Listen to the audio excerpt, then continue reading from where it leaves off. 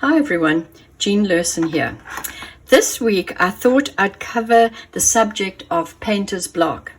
This is something we all suffer with from time to time, and I've found some exercises that help me when I suffer painter's block, and I'm going to share them with you.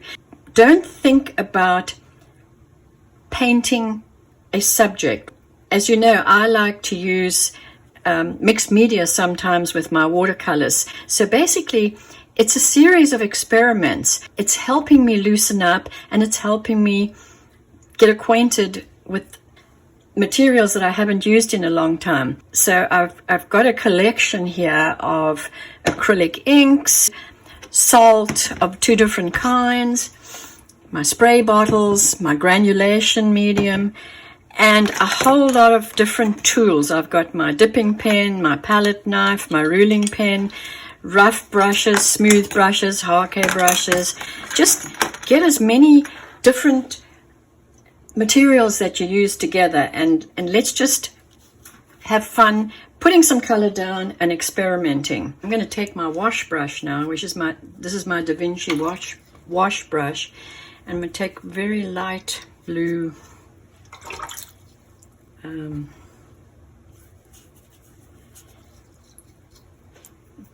very light Payne's gray.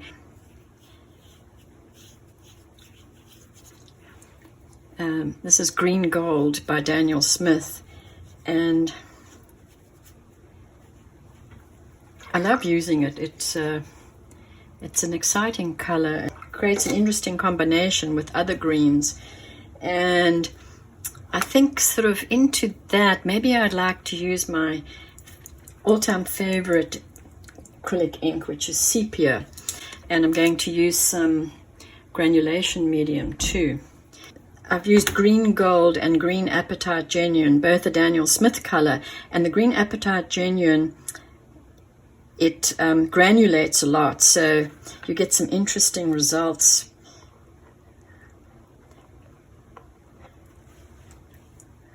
Experiment with these colors and see how they work together. I'm going to take some this is Winsor & Newton granulation medium, and just put it into the sepia ink and get some interesting textures going. Look at that. Is that fun or what? This is one that I could actually turn into a card if I added a tree or something. But again, I'm not doing a painting, I'm just experimenting.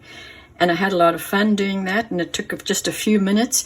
These are sort of 5x7 cards, and I cut them out of Saunders Waterford cold press paper. And the reason I'm using cold press, which I don't normally do, is I'm liking some of the textures that it gives me when I'm doing these exercises. So we'll just put that aside to dry. And let's do another one. Don't have to worry about the fact that there's spilled paint on here. And I'm just going to take some, I'm going to experiment with some blue, different blues.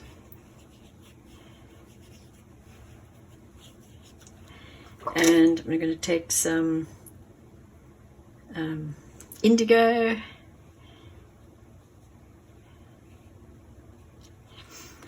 Spritz the paper first with my, I meant to mention that I spritz the paper first with the spray that leaves droplets on the paper. So paint goes where the water is only, and that's what makes this interesting. And I'm going to put some French ultramarine, and maybe just bring in some Indian yellow, and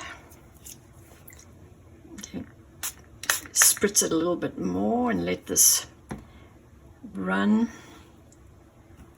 which in itself creates some interesting textures. And take my spritz bottle. I love what this bottle does with these, when you've put paint down and you just want to pull down the paint and create some textures. And it's kind of interesting now. It's left some air holes, which could be the sky showing through a landscape. You see, this is just giving me ideas while I'm experimenting with these colors. You have to remember that the paint dries so much lighter, at least 20% lighter.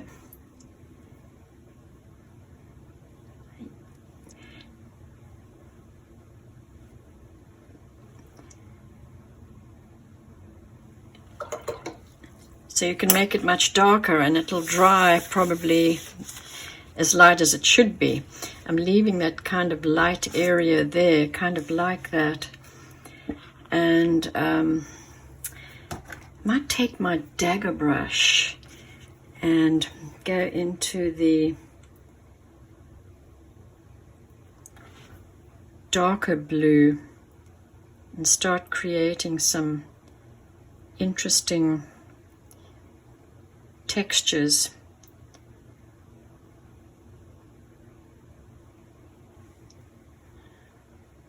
So that's 4 different blues I used in this experiment.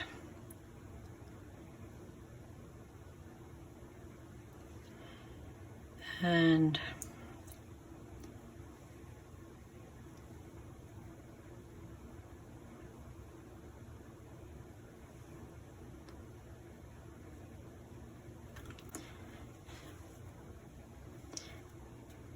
don't spend too much time on it. I'm actually probably spending more time on it than I should.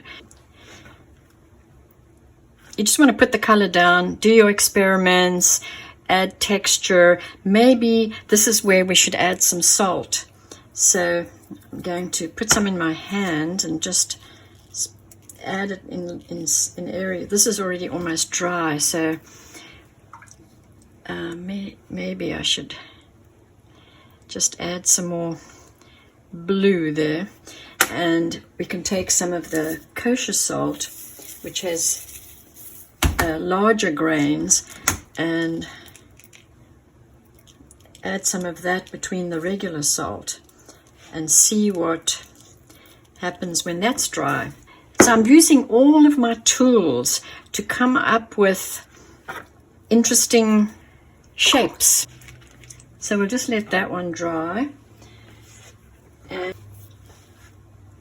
I'll do one last one, and this time I'm going on my hot pressed paper because we're experimenting, we want to use that also.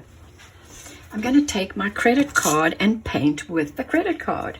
So what I want to do is basically just dip my credit card in a couple of different colors. Maybe there's this and this dark green. And let's see